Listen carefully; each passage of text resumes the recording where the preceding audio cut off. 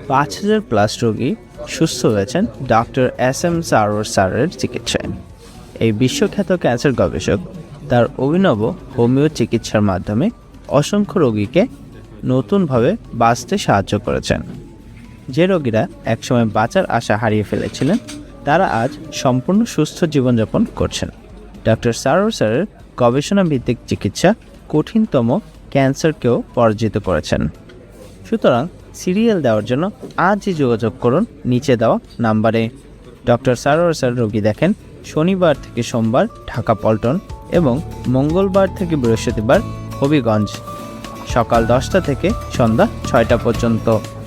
সুতরাং ক্যান্সার হলে অ্যান্সার নেই, এই কথার ভিত্তি নেই। সবাই ভালো থাকবেন। আল্লাহ হাফেজ।